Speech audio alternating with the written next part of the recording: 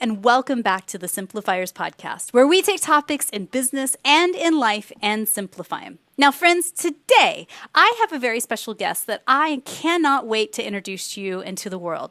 Her name is Alexia Vernon, and she's the author of Step Into Your Moxie. She's branded a Moxie maven by none other than President Obama's White House Office of Public Engagement. And she's a sought-after speaker and leadership coach who delivers keynotes and corporate training for Fortune 500 companies all over the world and other professional groups, including the United Nations and TEDx.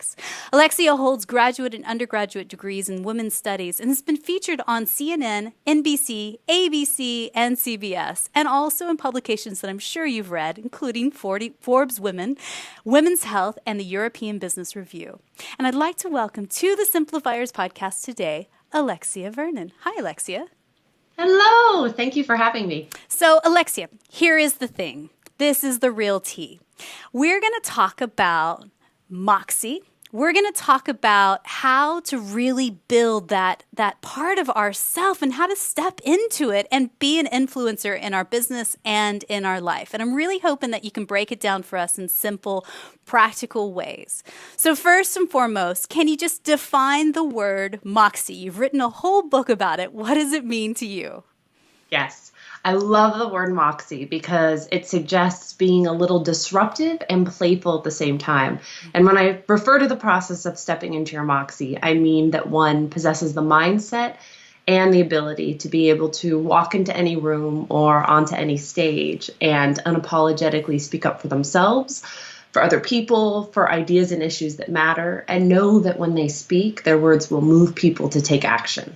And it's not just for people who are public speakers, right? I mean, this is applicable to anyone in any role in their business, correct? Absolutely. So we can step into our Moxie during sales conversations, when negotiating, when having a daring conversation to reset a boundary that might have been trespassed. Mm-hmm. And so, okay, Alexia, the $2 billion question on the table. Ooh, I'm curious what that is for you. Why? Why do some women, not all women, but why do some women really struggle to speak up or step into the spotlight? Why is this hard for us?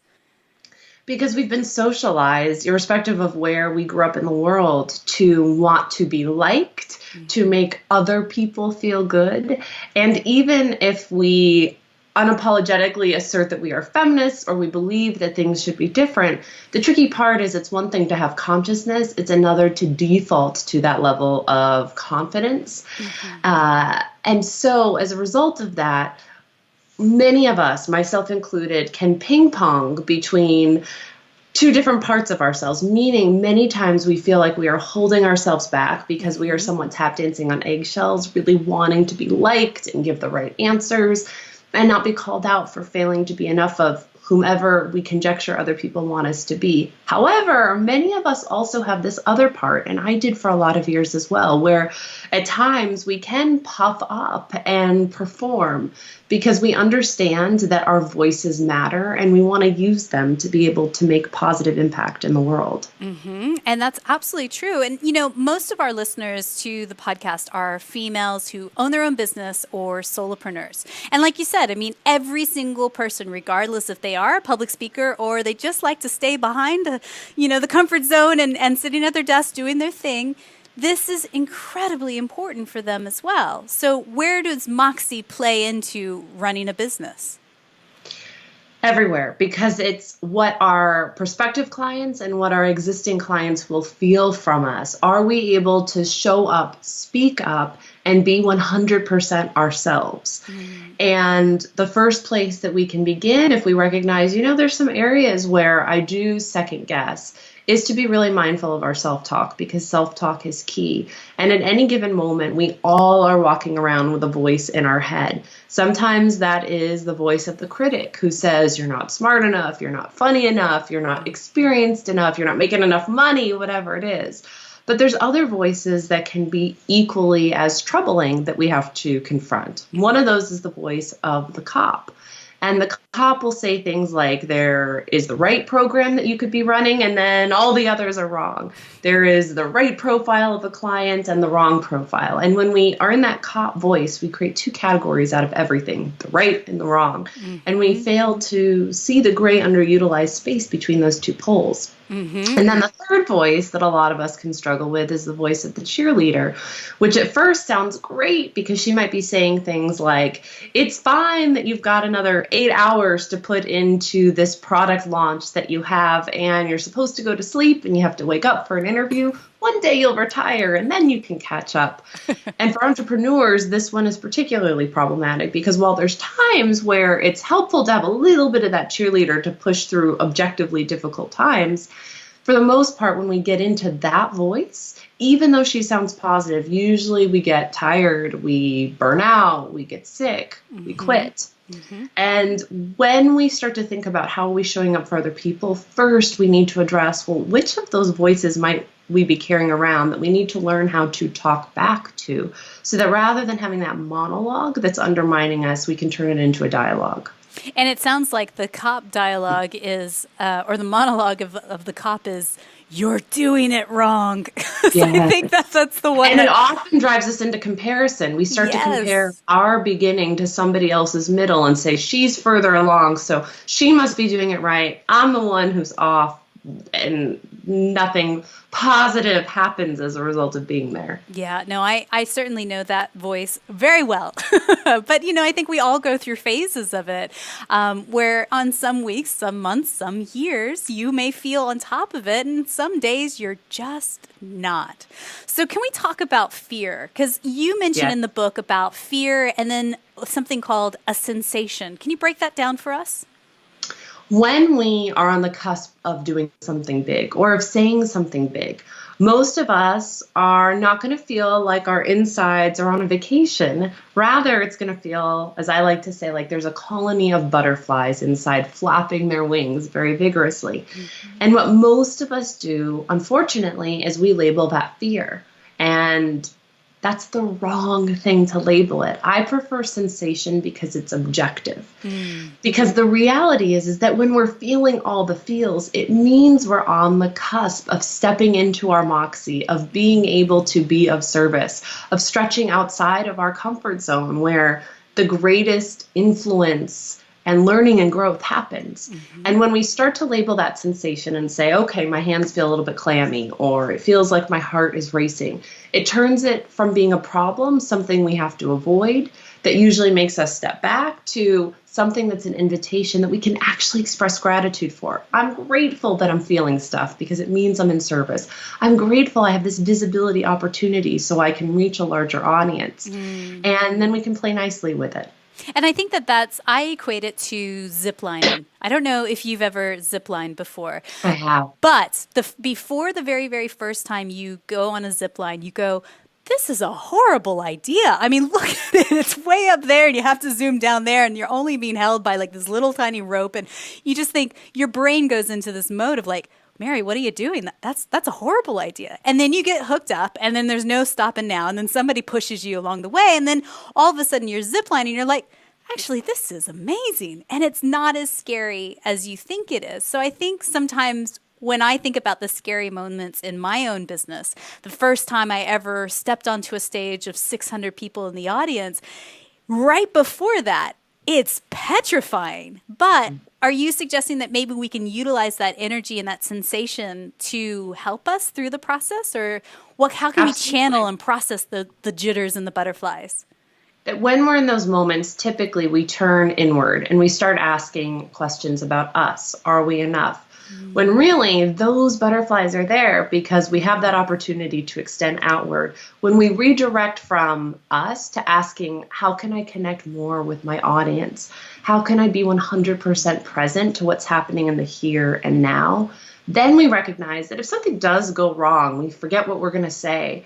In any moment, we can recalibrate by being quiet, or what I like to say, stopping and smiling. We can stop, we can smile with our mouths, with our eyes, but more than anything, we connect back to that person or those people we're seeking to impact and realize all of the answers are contained in that connection. And for the ones that are listening right now and are public speakers or hoping to become, more out there and do public speaking, what kind of little simple tip or advice would you give them for those moments right before they're about to take the stage? What would you tell them?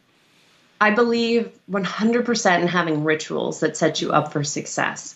And some of the pieces that I always teach my clients with respect to ritual are having a moment first and foremost to energize. And that might sound ridiculous to do jumping jacks or go for a run. If you are a yoga person, to do some breath of fire. But the reason you want to do that is so that you move the energy through your body and you create some heat. Then afterwards, the goal is to refocus. Meditation. And a minimum, if you're not in a place where that's really going to work out, even if you have to keep your eyes open, being intentional about slowing down your breath and your inhales, but more than anything, slowing down your exhales so that your exhalations are even longer than your inhalations, which will create that physiological experience in your body of calm.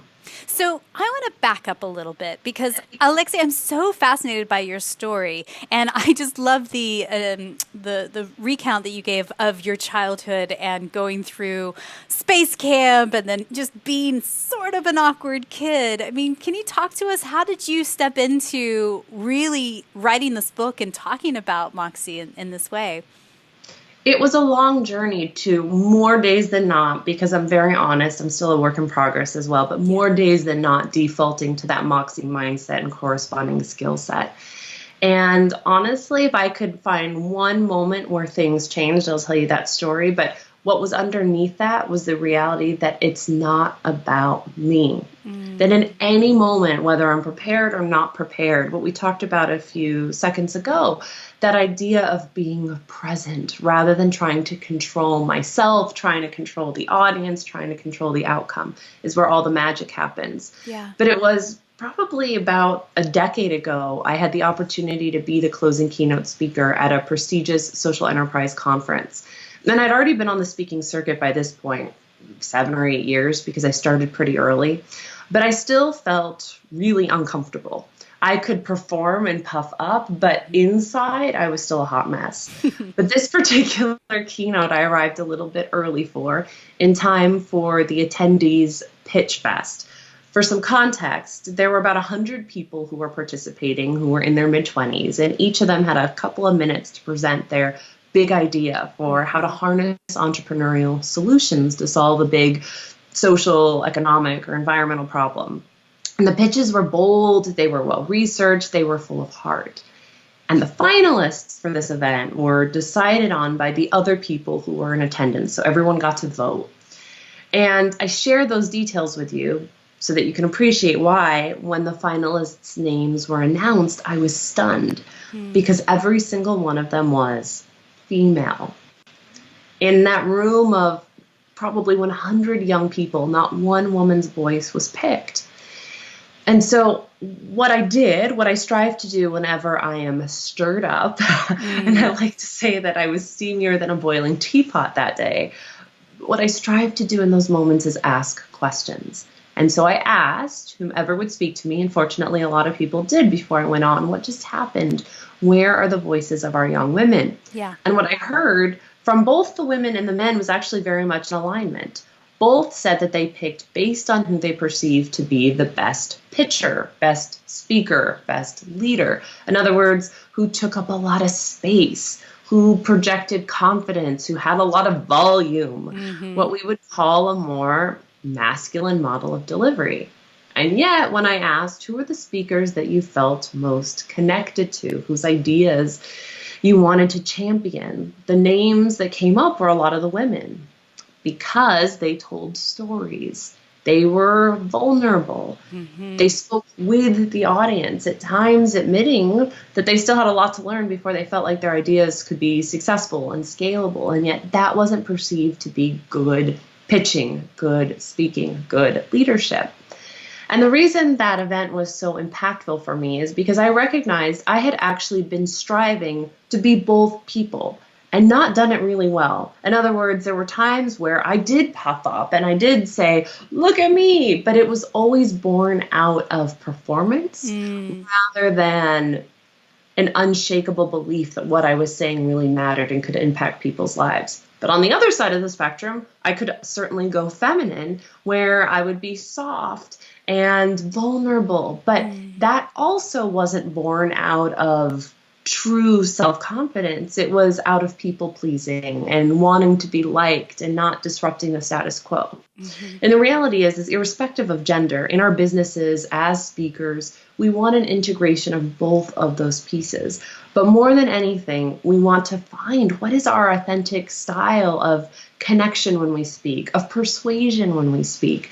And the way through that, irrespective of our communication style, is making it 100% about our audience, whether it's an audience of one in our businesses when we're working with a client, or whether it's a much larger audience, let's say if we're speaking on stage. And, it's interesting when you break it down like that. I can't think of many male colleagues that go, I really hope they like me when they go on stage, or when they go into a sales pitch meeting. Oh, I really hope they like me. But women, we do have this natural default where we think, I don't want to, ruffle too many feathers. I just want to make sure that everybody's friends and we're not rocking the boat.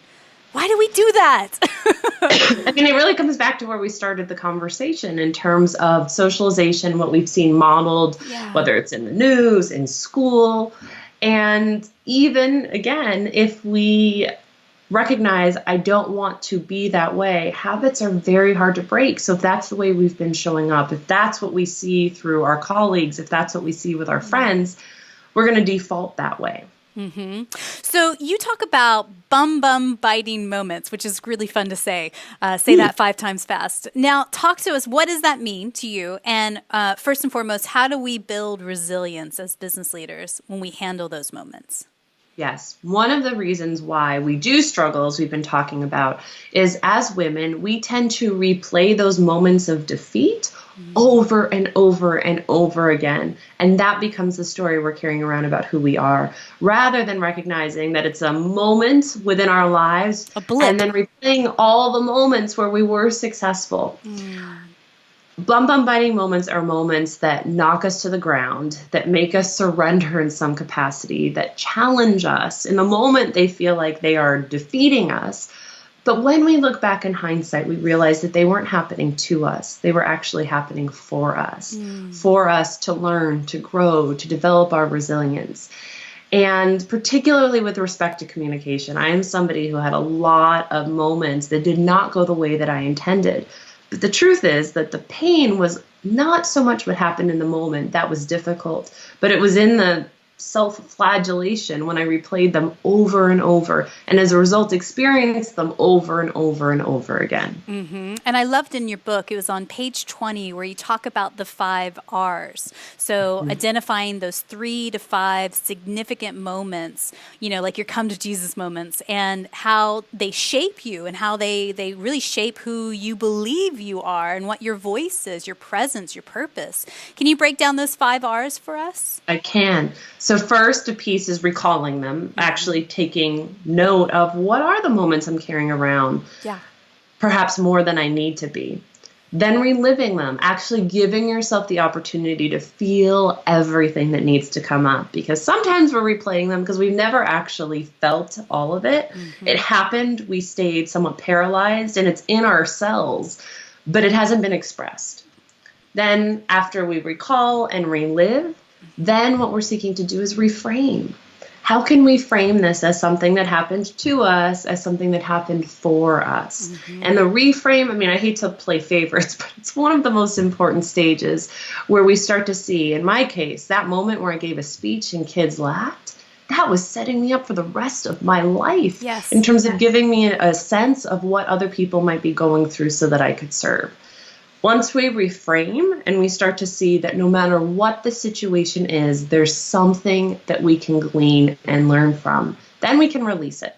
We can start to forgive whomever might have played a role in that situation. Usually at the top of the list is ourselves, and not hold the energy of it so much anymore. And ultimately what we want to do is reapply whatever that lesson was, reply it again and again and again, so that we don't have to experience the same lesson. Let's learn the lesson once and then learn new lessons. Yeah. And, I think it's so interesting because I have certain memories from my childhood that I go, that was just literally a 5-second moment that has really shaped my identity, my self-esteem, for better or sometimes for worse. And it's like, it's so interesting to realize that your mind is so powerful, first and foremost, and you have the power to reframe these devastating moments as well as the enlightening moments. And it's your choice on what you hold on to and what you decide to believe, and what you decide to give yourself permission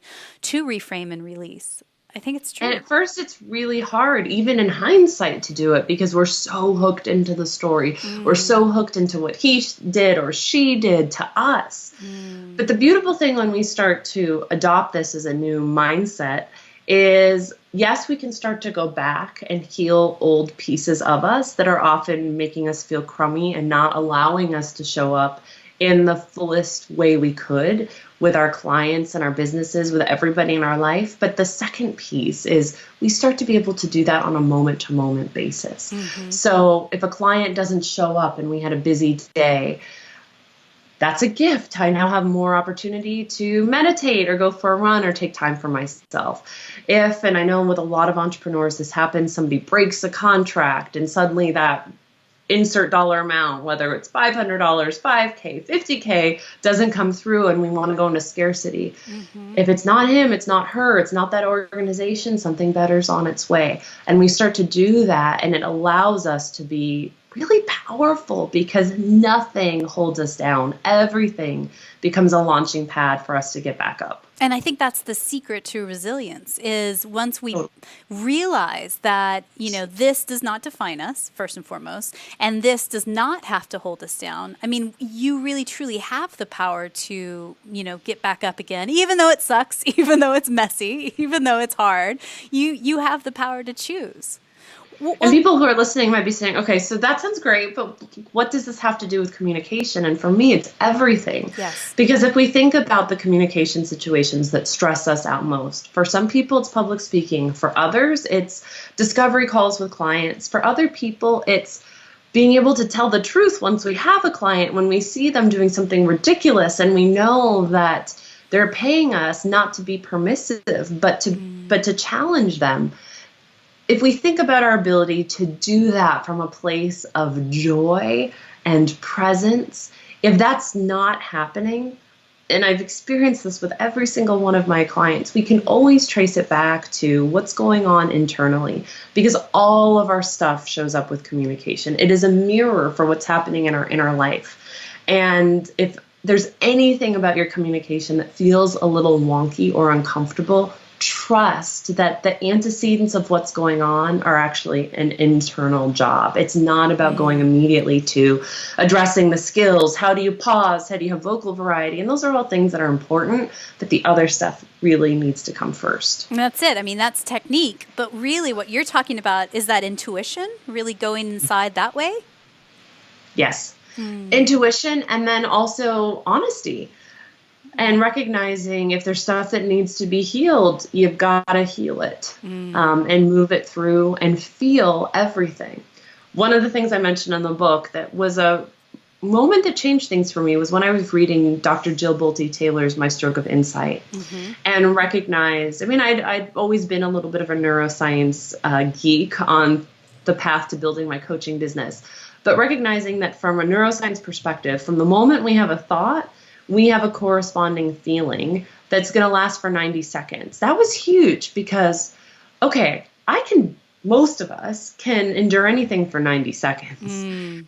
The key is, what do we do after those 90 seconds to ensure we don't pull out a similar thought that triggers another 90-second sequence that leaves us physiologically feeling done, totally spent, and instead be really diligent about creating those new neural pathways so that we feel something and we don't deny it, because that's what I did for a long time. I might be the cheerleader pulling out that positive self-talk, but inside I was holding everything rather than fully feeling it and then choosing the higher level thought afterward. And then tell us, how does this play into your intuition as well? Do you feel like you have an inner voice that is a deeper wisdom beyond the cheerleader?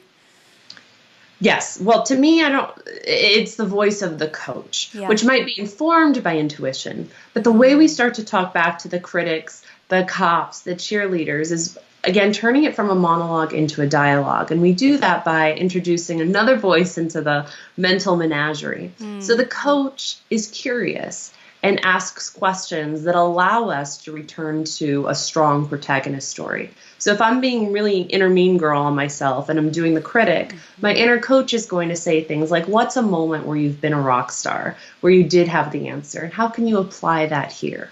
Or if we're very cop and it's this way or it's that way, when we bring in our inner coach, she'll ask a question like, what does the third or fourth option look like before you make a decision? And if it's cheerleader, then the coach is going to ask a question like, what can you let go of from your to-do list? Or what's the boundary that's been trespassed that needs to be reset? And that's a powerful question all in itself, because I think as women, some women, not all, we default to that immediately. Well, put everybody else ahead of us and, maybe just add a few more things to our to-do list, and that will keep all the things happy. The reality is you can't sustain that for long term. And if that's your energy in your private life, now imagine when you're showing up for a client who is looking to you so that they can break their own wonky habits. How can we teach someone else, or how can we coach, or how can we consult with someone else if we haven't worked on our own stuff? And I see that a lot in front of audiences when people will say, who am I to think that I could be a public speaker? People will know I don't have my stuff together. And it's different that when we reorient and say, I am clean, meaning I am present, I am coming from a place of possibility. It doesn't mean that we still don't have moments where we default to something that's not so productive, but we recognize it much more quickly and we do something about it rather than staying stuck in that pattern. So let's shift gears a little and talk about something that every single business owner has to deal with on a daily basis. Can we talk about sales? Bum, bum, bum. Yes, absolutely. So you have this thing in your book, and I love it. It's going for the holy yes. Talk to us about what that means and how does that relate to sales? For most of us, male, female, gender fluid, when we think about the sales process, we immediately go into a story that I have to convince somebody to do something they inherently don't want. It feels manipulative and all about us. And that's what I am suggesting. We need to reframe in a big way so that it feels not only more feminine, but I go so far as to say holy, looking at the origin of the word holy, hagios in Greek, which is about transformation and helping people. And when we do that within sales, I give in the book a lot of different reframes, but at the base of all of them is that if I know that my ideas, my business can positively, perhaps even radically improve people's lives, businesses, careers, health, sex life, whatever it is, it's not only an opportunity to sell to them, it's actually a responsibility to, because we are extending an invitation for them to improve. And that's not lip service. I mean, hopefully everyone who's listening really believes that their business, their work can improve people's lives. And if so, then in that sales process, we're not forcing anyone to do anything. We're being right there with them. And not only the pain of what they might be struggling with, but also in the pleasure, in the vision of what's possible. Yes. And when we extend an invitation and we trust that people can make the decision not to work with us, that's absolutely fine. And if we don't make the invitation in a powerful way and that person doesn't consider what's possible, it's actually being somewhat selfish. And that's an absolute reframe right there, because it is not approaching sales as a slimy, sleazy used car salesman. I'm a problem solver, and I have tools, advice, expert knowledge that can help you with your greatest problem. I love that. So one thing I want to build on with that what you just said there in particular, I think is kind of an aha moment I just had while you were talking, is if you don't believe that you are 100% really, truly solving people's problems with whatever you're offering, maybe it's time to go back to the drawing board and say, okay, well, what am I unequivocally known for? Like, what am I so good at doing and helping other people? And maybe it's time to refresh your products and services. Yes. And I had to do that. So when I first hung out my shingle as a coach, I was all over the place. I was working with people around future-proofing their potential in their careers. It was around the time of the recession. And then because I was an older millennial, but still a millennial, organizations were asking me to come in and talk about generational issues. Sometimes because of the old work I did, I would come talk about youth development or diversity training. I was very good at contorting myself into whomever people asked me to be, rather than saying, this is what I want to be known for. And that was one of the many gifts after giving the keynote at that Pitch Fest, was recognizing I want to focus 100% on communication for entrepreneurs, for coaches, consultants, executives, thought leaders.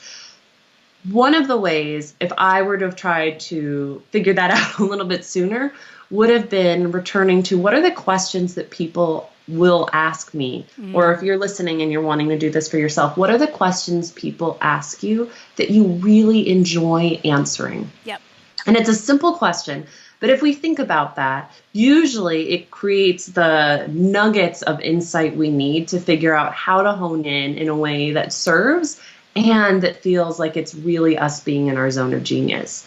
I would have people who would ask me all the time when I would be speaking about topics that had really nothing to do with communication.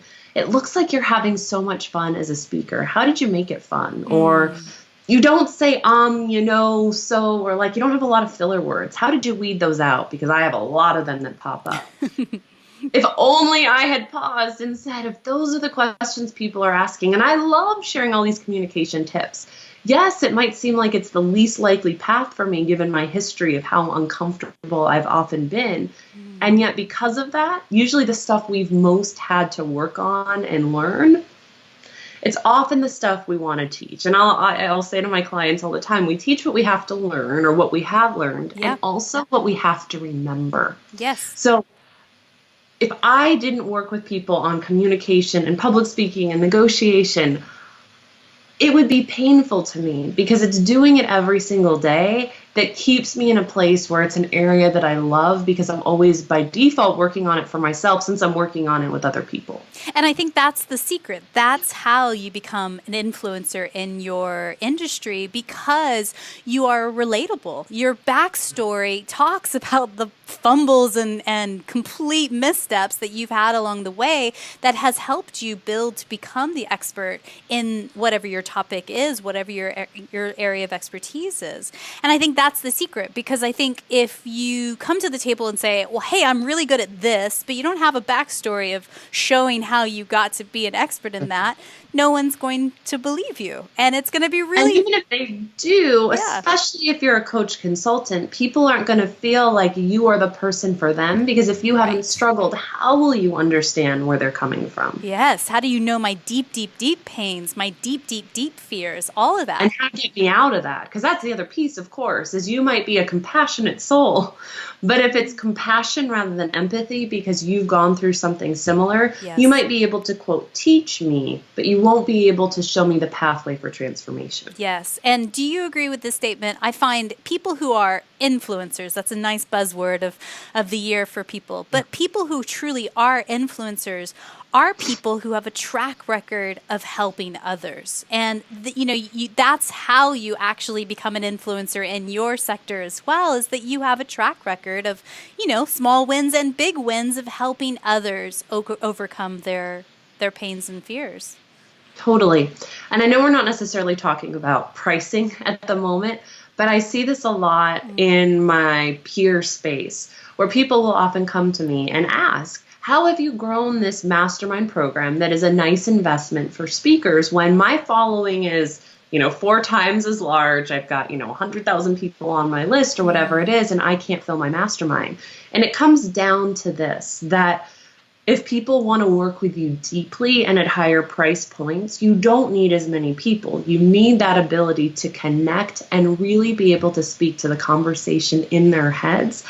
show them that where they are is normal, and more importantly, start to show them very concretely what the process of evolution looks like, which is not the same thing as teaching. Yes. So when we look at some, quote, influencers who might have a huge following and even a lot of revenue, oftentimes what it is it's built on lower price point things where someone might have been an overnight sensation. They might have figured out the Facebook algorithm, and so they can get lots of folks in the door, but they're not able to necessarily go to that place where they're a true transformer. They are staying in a place where, again, no matter how shiny and likable they are, they're not going to that next level that I think a lot of coaches and consultants want to go to, where they are really still working with people and helping them and increasing their revenue significantly because they're able to figure out how to scale. And I've been a big believer of this as well. I don't think it is anything about social media numbers at all. And I think that's been a lie for a great many years that many of us have fallen into of like, oh, you got to have 30,000 followers or 300,000. It doesn't matter what the number is, you know? The truth is, are you helping people with your authentic voice and with what you are putting out into the world? So and are you able to make that case and show people and do that in a way that is replicable so that you can continue to fill your pipeline with the right people, but then take them, and I work a lot with people who want to use speaking to be in front of their ideal coaching client or consulting client and then use that speaking opportunity to move them into work. So it's understanding, yes, how to show up from a place of Moxie and be in your values and also not go bunny, not suddenly walk away from that invitation to work further. So to recap, going for the holy yes means... Going for the holy yes means that you believe that you are a woman or a person who can positively and radically improve people's lives, and you are recognizing you have not only an opportunity, also a responsibility to invite people into that work with you. Okay. So I want to take what we've talked about so far and break it out into two actual examples that I'm sure most of our listeners are going to have to stumble upon and handle probably this week, okay? So example A, you are trying to prepare for a tricky conversation with one of your coworkers or your virtual assistant, and you're not really looking forward to it. What are a couple of simple, practical tips on how to prepare yourself for some internal communications like that? First, reverse engineer what it is that you plan to say from your ideal outcome. Meaning, if you could ask yourself, what is the ideal way that I want this conversation to end? Yes. Focus there. Then reverse engineer what are the 3 to 5 things I need to say, and in many cases, the key things I need to ask, so that we can co-create the pathway to resolution together. Then when you practice, which I highly recommend, you practice aloud, you're very clear that while there may be things you're entitled to say, if it's not serving that end goal, you can let it go and instead focus on what are the things that are going to create safety, trust, let the other person be a part of that solution. And then when you get into that present moment, rather than being in your head trying to memorize, which I do not recommend, as your filter question for everything you're going to say is that ideal outcome, you know the main messaging points and you know the questions that you want to ask. And you can be present in the here and now and know that resolution is going to come from you being right there with that person. But Lex, you're talking about putting us into really tricky situations. Like no one wants to have hard conversations, to confront another. You have to be bold, right? You have to step out. And recognize that the more we do it, the easier it becomes. It's like any muscle. You flex it, you're strong. You stop flexing it, and it starts to atrophy. And for most of us, if we can identify what's the worst possible outcome and name it, and then realize how likely is that? And even if that worst case scenario happened, if we replay it over and over again, which many of us do, we've actually already experienced it. Rather than saying, okay, that could happen, but now I'm going to bless and release. Yep. If that's the worst, it's survivable. Now let me focus on what's more realistic and be proactive rather than allowing things to go unaddressed, where eventually now it's much harder to repair, rather than as soon as something felt a little funky, addressing it. And getting worse and worse and worse. So yes, absolutely. Great advice. Okay. Now, scenario 2. Let's say you are a small business owner and people have been telling you video is the way of the future. Get yourself out there, step into the spotlight, and you're like, okay, finally, I'm going to do this. I'm going to do the thing. And they're preparing for their very first Facebook Live for their business. What do they do then? Similar process. Begin with, what is the promise of that Facebook Live? So where do you want the people who are watching to end? And be very clear on what that call to action is. Do you want someone to like your business page? Do you want someone to join your Facebook group? Do you want someone to sign up for a discovery call? Every good call to action as a speaker, whether we're speaking virtually or whether we're speaking in front of a live audience, has 2 pieces. What do we want that person to do for him or herself? Think, feel, believe, do differently? And also, how do we want them to engage with us?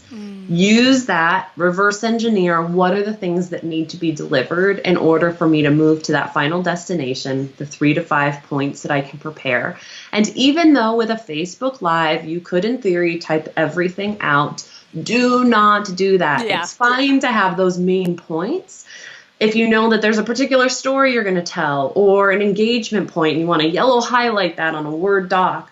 But the goal is to speak with people. And I would say the exact same thing for webinars as well, that when you are reading, even if like me, you have some performance background, people will feel energetically that it's about you rather than about them. Yes. And then specific to an initial Facebook Live, let some of your cheerleaders, whether those are clients, friends, colleagues, know and say, it would mean the world to me if you would show up and engage, so that you do feel a sense of, okay, there's some people here. And above all, like with any communication situation or any presentation, recognize that feels are gonna come up, and that's normal.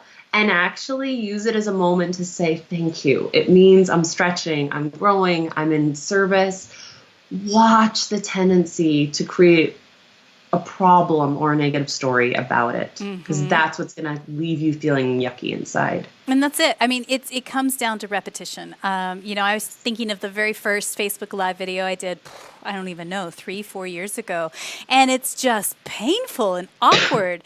But it's repetition, once you've done 10, 50, 500 of them, it's like nothing to you. The things that scared you a year ago no longer scare you now if you've taken the time to practice and just do it. Yeah. So to build on this really quick, because I feel like I hear this from other women, not all women, but some women. But Alexia, I don't like the sound of my voice. What's that about, do you think? It can be a few different things. At the root is usually I've not been using it authentically, so when I'm listening to it, it doesn't feel like me. And for some women, that's because we might be pitching up a lot. I was getting on a plane during my book tour a few weeks ago, and there was a gal who was probably about 10 years younger than me, but still an adult woman, maybe a few years out of college. Yep. And everything was like right up here. And the old me would have probably gone into some snarky story, but the current me wanted to turn around and tell her to take a breath. Yes. She was standing with a bunch of friends. She was trying to tell a story, striving to be on, but I knew that that was not her voice. That was bunny-itis, wanting to not take up too much space, but at the same time also wanting to be seen and not knowing how to navigate through that mess. For others of us, it might be that we're doing a ton of vocalized thinking. And that was me when I started speaking. Like, and so came out every 30 seconds. I hate that there are event organizers who have YouTube videos of me that I cannot take down because I watched some of that early stuff and I want to scream. Yeah. Because I didn't understand the power of a pause. That at any moment, if my brain and my mouth were out of alignment, I could stop, connect, and be. For those of you who find you do a lot of filler words, practice pausing. And see what it feels like. It may feel super scary at first, but actually there's power in the pause. There's power in that moment where everyone can take a breath as well. I know your story about the Pitch Fest is not uncommon. I certainly saw it in my years of pitching here in the UK for investment. And, being the only female on stage a lot of times in a very male-dominated space. So I think the tendency is just, you got 2 minutes to pitch, speak as fast as you possibly can, cram it all in, blah, blah, blah, blah, blah, blah. But actually, the most powerful pitches are the ones that took that moment, took that pause, and everybody goes, oh, there's a breath. This is important. Yeah. We're going to listen.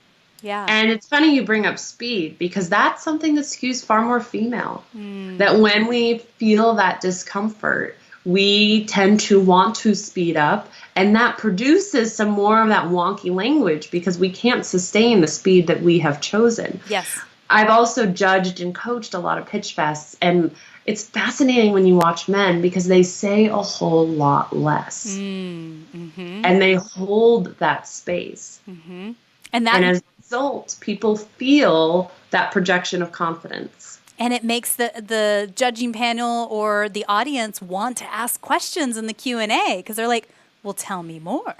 So I feel like I could talk to you for days, but sadly I need to wrap up. Alexia, again, your book is called, there it is. Step into your Moxie. Yes, your book is called Step Into Your Moxie, and your links we'll put down in the show notes, but you can go to alexiavernon.com to check her out there. Book is available in all places, Amazon, online, everywhere that you could possibly find it. Her book is there. Where do you hang out the most online? That's a great question. I have a Facebook group called the Spotlight Speakers Salon that is open for any entrepreneur, coach, consultant, expert who wants to amplify their speaking. Great. And for folks who recognize this is stuff I need to keep working on and I want to be in a community of other conscious, creative, awesome women, you are welcome to join. Again, I try to keep the name simple. It's Spotlight Speakers Salon. Excellent. So we'll put a link down in the show notes for that as well. But you can find her on Facebook, Alexia Vernon Empowerment, or, simply just following some hashtags like Step Into Your Moxie and be able to join in on the conversation. So, Alexia, a couple questions before we wrap up. One, what is one book or maybe blog that you're reading right now that is either inspiring you or maybe poking holes and challenging you a bit right now? One of the fun things about going on a book tour is you meet other authors, and I was doing a presentation in San Francisco at this women's co-working space called The Hivery, which for anyone who's listening who's in the Bay Area is amazing. And a woman by the name of Jessica Turner gave me her book called Stretched Too Thin. I've got it on my desk, so I'm going to read the subtitle, How Working Moms Can Lose the Guilt, Work Smarter, and Thrive. And it is fantastic as a working mom, especially a working mom who's doing quite a bit of traveling right now. I appreciate how she talks about working moms, not just from the role of mom, but also as someone who wants to build a thriving partnership with her significant other, who wants to be a present child for her parents. How do we more effectively navigate through all of those roles when we are busy? Excellent. We'll put a link in the show notes for that book as well. So tell us, who's one person in your network or your colleagues' network where you feel like we really should highlight or interview on the Simplifiers podcast, and why? There's so many people coming up. The person who I'm going to pick is one of my dear friends and colleagues, Jacquette Timmons. And she talks about money. And the way she talks about money is from the standpoint of financial intimacy. How can we really be intimate and love our own relationship with money? But as we move into partnerships with other people, how do we have those conversations? And she simplifies everything, which is why she's coming up for me, into mindset, into skill set, into habits. And she, full disclosure, is somebody that both my spouse and I have worked with, and she really, really changed how we talk about and how we think about and make financial decisions. That is a good topic. That's something that we're actually focusing a little bit on in 2019 in our episodes. So that's perfect suggestion. Yay! We'll definitely have her on the podcast soon. So I believe that gratitude and simplicity go hand in hand. Tell us, what's one thing you're grateful for right now in your life? My family. I'm grateful that I've had the opportunity to travel with them a lot through a lot of the work that I'm doing, and we've turned it into something we can enjoy as a family, that there's moments where I might disappear to speak, to lead a workshop or retreat, and then I've gotten so much better at being able to shut off, not look at the phone, not check email, and be with them. Yeah. And just a reminder to you guys, check out her book. It's called Step Into Your Moxie by Alexia Vernon. So make sure to click on the links to purchase the book. So one final question I have for you is this. And Alexia, thank you so much for sharing your wisdom and knowledge on this topic, because it is incredibly important, not only for women and to, step into the spotlight and step into their voice. I think this is one that is what we need, the message we need right now in the human race. So somebody's listened to this episode, they're inspired, they're thinking, gosh, this sounds like something that I need to really dive into deeper for myself, but it's a little bit scary. What's one thing that you could whisper into her ear right now just to encourage her on her path to find her Moxie? To enroll other people to do it with you. That, and this is not a plug so that, you buy the book for 1,000 of your closest friends. I'm kidding. No, I'm not. No, I really am. But oftentimes when we try to go down a growth path and we do it alone without a community, it's very easy that as soon as it starts to feel tricky, we stop. It's one of the reasons why group coaching programs are so helpful. But it doesn't have to be a program you join. Maybe you decide you've got somebody else who's a colleague and you find yourselves always on the phone talking about situations. Perhaps you go on a visibility challenge with each other for the next 30 days. You decide every other day we're going to do a Facebook Live and we're going to hold each other accountable. That doesn't have to be your thing. But suddenly when there's somebody else who is invested in your success because they're doing it themselves, if we don't show up for ourselves, we do show up for our buddy or our buddies. It's just like having a gym buddy, but just having one in life. Alexia, thank you so much for being on the podcast today. Thank you for having this conversation with me.